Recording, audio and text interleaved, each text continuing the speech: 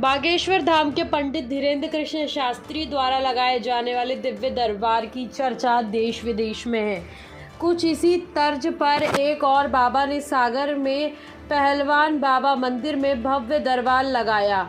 इस दरबार में बड़ी संख्या में श्रद्धालु पहुंचे थे। मंदिर परिसर भर जाने के बाद कुछ लोग मंदिर के बाहर भी खड़े होकर अपनी अर्जी स्वीकार होने का इंतजार करते नजर आए।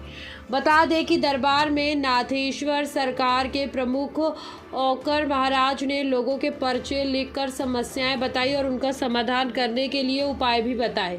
ओकर महाराज के द्वारा भी बागेश्वर धाम की पंडित धीरेन्द्र कृष्ण शास्त्री की तर्ज पर काम करते हुए थैले में गद्दा अर्जी लगाने के लिए राम नाम का जाप, लोगों के नाम बुलाए, उससे पर्चा लिखा, फिर उनसे सवाल पूछना और पर्चे में वही निकला।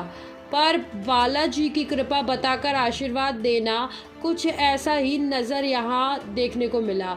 ओकर महाराज कहते हैं कि पंडोखर सरकार, बागेश्वर धाम सरकार और नाथेश्वर सरकार सब एक ही है, क्योंकि सभी बालाजी की कृपा है।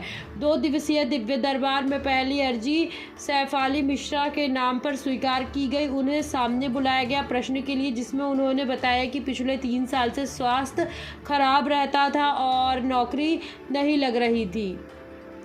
पर्ची में यही प्रश्न निकले और उन्होंने बताया कि नौकरी लगने के योग नहीं बन रहे हैं।